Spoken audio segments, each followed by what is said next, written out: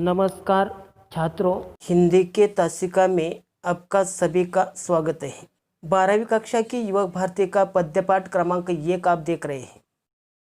छात्रों, इससे पहले मेरे चैनल को सब्सक्राइब कीजिए और बेल आइकॉन पर क्लिक कीजिए।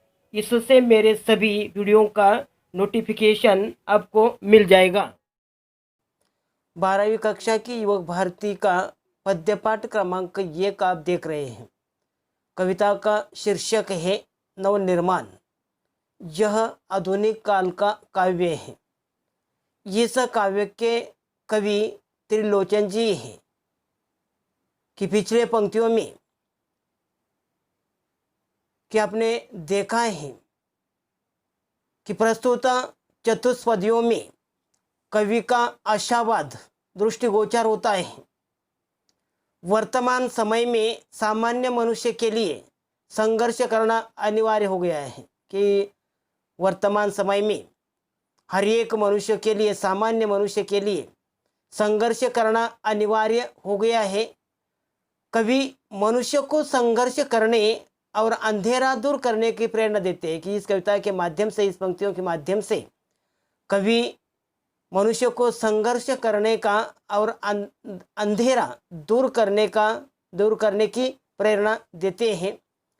जीवन में व्याप्त अन्याय, अत्याचार, विषमता और निर्बलता पर विजय पाने के लिए कवि बल और साहस एकत्रित करने का आह्वान आगे के पंक्तियों में, जो पिछले पंक्तियों में आपने देखा है कि जीवन में व्याप्त अन्याय है, अत्याचार है, विषमता है और निर्बलता पर विजय पाने के लिए कवि बल और साहस एकत्रित करने का आह्वान कराते हैं। और अंतिम की पंक्ति देखिए, आगे देखिए, जिसको मंजिल का पता रहता है, पथ के संकट को वही सहता है। एक दिन सिद्धि के शिखर पर बैठे अपना इतिहास वही कहता है कि जिसको मंजिल का पता रहता है, पथ के संकट को वही सहता है। एक दिन सिद्धि के शिखर पर बैठे अपना इतिहास को वही कहता है। इन पंक्तियों का कटी शब्दार्थ है मंजिल, पड़ाव, पथ, मार्ग। यह अर्थ है प्राप्त करने का तरीका है। मार्ग यह अर्थ है प्राप्त करने का तरीका है। सिद्धि, सफलता, शिखर, चोटी, शीर्ष की इन पंक्तियों के माध्यम से कवि कहते हैं जिसको मंजिल का पता रहता है, पथ के संकट को वही सहता है। एक दिन सिद्धि के शिखर पर बैठे अपना इतिहास वही कहता है कि इन पंक्तियों के माध्यम से कवि कहते हैं कि जिस व्यक्ति को अपनी सफलता की मंजिल की जानकारी हो जाती है, वह व्यक्ति अपने मार्ग में आने वाली परेशानियों से नहीं डरता। वह हंसते हंसते इन परेशानियों को झेल लेता है। ऐसे व्यक्तियों को ही जीवन में सफलता मिलती है। जिस तरह सफलता के शिखर पर पहुंचने वाले व्यक्ति समाज के लिए इतिहास बन जाते हैं और लोग उससे प्रेरणा लेते हैं, कि उसी प्रकार कवि कहते हैं कि जिस व्यक्ति की अपनी सफलता की मंजिल की जानकारी हो जाती है, वह व्यक्ति अपने मार्ग में आने वाली परेशानियां हैं, संकट है, मुसीबतें हैं या दुखों से नहीं डरता। वह हंसते हंसते इन परेशानियों को झेल लेते हैं। ऐसे व्यक्तियों को ही जीवन में सफलता प्राप्त होती है, जीवन में सफलता मिलती है। जिस तरह सफलता के लिए शिखर पर पहुंचने वाले व्यक्ति समाज के लिए इतिहास बन जाते हैं। आगे के जो चतुष्पदियों में देखिए, प्रीति की राह पर चले आओ, नीति की राह पर चले आओ, वह तुम्हारी ही नहीं सबकी है। गीति की ही राह पर चले आओ। इन पंक्तियों के माध्यम से छात्रों फिर से देखिए, प्रीति की राह पर चले आओ, नीति की राह पर चले आओ, वह तुम्हारी ही नहीं सबकी है, गीति की राह पर चले आओ। इन पंक्तियों का कठिन शब्दार्थ है प्रीति प्यार, नीति जनता या समाज के लिए निश्चित आचार व्यवहार, नीति समाज जनता या समाज के लिए निश्चित आचार व्यवहार, सहचर साथ रहने और चलने वाले। यह छात्र यह कठिन शब्दार्थ है। और कवि कहते हैं कि प्रीति की राह पर चले आओ, नीति की राह पर चले आओ, वह तुम्हारी ही नहीं सबकी है, ये नीति जो गीति की राह पर चले आओ। कि उसी समय कवि इन पंक्तियों के माध्यम से कहते हैं, कवि प्यार मोहब्बत और अच्छे आचार विचार को अपनाने की बात करते हुए लोगों को आह्वान करते हैं कि सभी के मन में विचार में प्यार मोहब्बत और अच्छे आचार व्यवहार को अपनाने की बात कवि इन पंक्तियों के माध्यम से करते हुए सभी लोगों को आह्वान करते हैं कि वे सबके साथ प्यार मोहब्बत से रहें और सबके साथ अच्छा व्यवहार करें। कि कवि ने आह्वान किया है कि सभी लोगों के साथ प्यार मोहब्बत से रहें और सबके साथ अच्छा व्यवहार करें।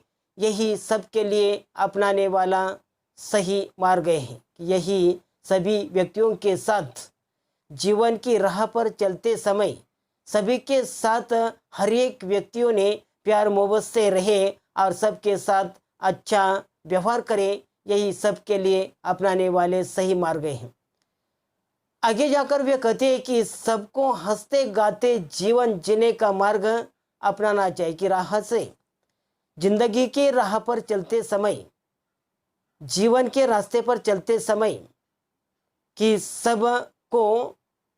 सभी व्यक्तियों को हंसते गाते जीवन जीने का मार्ग अपनाने चाहिए। और उसी प्रकार इस कविता के माध्यम से, इस चतुष्पदी के माध्यम से कवि जो प्यार और मोहब्बत के मार्ग पर चलने वाले को चलते समय हर एक व्यक्ति के जीवन में प्यार मोहब्बत होना चाहिए और जीवन की रास्ते पर चलते समय हंसते गाते जीवन जीने का मार्ग अपनाना चाहिए। कि आगे की चतुष्पदी में देखिए, साथ निकलेंगे आज नर नारी, लेंगे कांटों का ताज नर नारी, दोनों संगी है और सहचर है, अब रचेंगे समाज नर नारी। फिर से देखिए, साथ चलेंगे आज नर नारी, लेंगे कांटों का ताज नर नारी, दोनों संगी है और सहचर है, अब रचेंगे समाज नर नारी। कि इन पंक्तियों में जो कठिन शब्दार्थ है वो देखिए, सहचर साथ रहने और चलने वाला, सहचर यानी साथ रहने और चलने वाला, रचना निर्माण, इसलिए कवि ने शीर्षक दिया है नव निर्माण। कि नए जो रचनाएं हैं, नए निर्माण करना है। किन पंक्तियों के माध्यम से कवि कहते हैं कि कवि स्त्री पुरुष समानता की बात करते हुए कहते हैं कि आज समाज में स्त्री और पुरुष दोनों ही समानता है। और वही समानता की बात करते हुए कवि कहते हैं कि स्त्री पुरुष दोनों एक साथ मिलकर विकट समस्याओं को सुलझाने का कार्य करेंगे। दोनों इस दिशा में कंधे से कंधा मिलाकर काम करेंगे और नए समाज की रचना करेंगे जिसमें सबको समानता का अधिकार मिलेंगे। कि उसी प्रकार आज अपने देश में सभी स्त्री पुरुष समानता की बात करते हुए आगे चलते हैं। कंधे को हर एक क्षेत्र में यह स्त्री ने अपना अधिकार जमाया है। हर एक क्षेत्र में स्त्री आज पुरुषों के कंधों को कंधा लगाकर कार्य करती ही रहती है। और इसलिए कवि कहते हैं कि स्त्री पुरुष दोनों एक साथ मिलकर विकट समस्याओं को सुलझाने का कार्य करेंगे। दोनों इस दिशा में कंधे से कंधा मिलाकर काम करेंगे और नए समाज की रचना करेंगे जिसमें सबको समानता का अधिकार मिलेंगे। कि इस चतुष्पदियों में कवि ने स्त्री पुरुष समानता के बारे में यह आपको जानकारी दिए। और आगे की चतुष्पदियों में कवि कहते हैं, तो देखिए छात्रों, वर्तमान बोला अतीत अच्छा था, या वर्तमान बोला अतीत अच्छा था, प्राण के पथ का मित अच्छा था, प्राण के पथ का मित अच्छा था, गीत मेरा भविष्य गाएगा, गीत मेरा भविष्य गाएगा, यो अतीत का भी गीत अच्छा था, यो अतीत का भी गीत अच्छा था। कि इन चतुष्पदियों के माध्यम से, इन पंक्तियों के माध्यम से कवि कहते हैं कि वर्तमान और अतीत की बात करते हुए, वर्तमान और अतीत यानी भूतकाल की बात करते हुए कवि कहते हैं कि वर्तमान के अनुसार बीता हुआ समय अच्छा था। कवि वर्तमान और भूतकाल की बात करते हुए कहते हैं कि वर्तमान के अनुसार बीता हुआ समय अच्छा था। कि जो भूतकाल है बीत चुका है, लेकिन बीता हुआ जो समय था वह अच्छा था। उस समय जीवन पथ में साथ निभाने वाले अच्छे मित्र थे। कि उसी भूतकाल में जीवन पथ चलते समय साथ निभाने वाले जो मित्र थे वह मित्र अच्छे थे। वर्तमान कहता है कि भविष्य में लोग हमारा भी गुणगान करेंगे, और वर्तमान काल में कार्य करते समय कवि कहते हैं कि भविष्य में लोग हमारा भी गुणगान करेंगे। कि वर्तमान काल में जब आप जैसा कार्य करेंगे कि वैसे ही लोग हमारे भी गुणगान करेंगे। वैसे अतीत भी गुणगान करने लायक था। कि जो बीता हुआ समय अतीत का समय था वह भी गुणगान करने लायक था। वर्तमान काल में जब आप जैसा कार्य करते हैं वही कार्य के अनुसार कि उसी समय भविष्यत काल में लोग हमारा भी गुणगान करेंगे। और उसी प्रकार इस पंक्तियों के माध्यम से कवि ने यह कहा गया है कि पहले पंक्तियों में, पहले चतुर्थ पद में कि कवि ने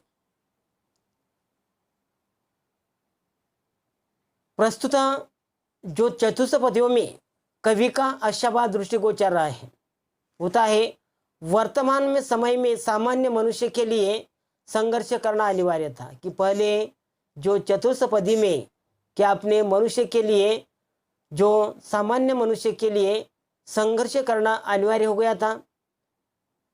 कभी मनुष्य को संघर्ष करने और अंधेरा दूर करने की प्रेरणा देते हैं। कि इस चतुर्थ पदियों में कि कभी संघर्ष करने और अंधेरा दूर करने की प्रेरणा देते हैं।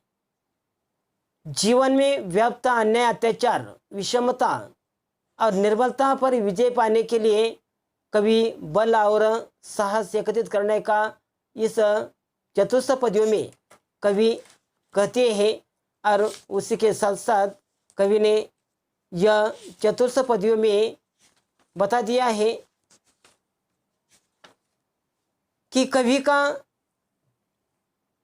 कवि कहते हैं कि इस सत्य से भी कवि अवगत कराते हैं। सत्य कौन सा है? तो देखिए, कवि का मानना है कि समाज में समानता, कि कवि का मानना है कि समाज में समानता,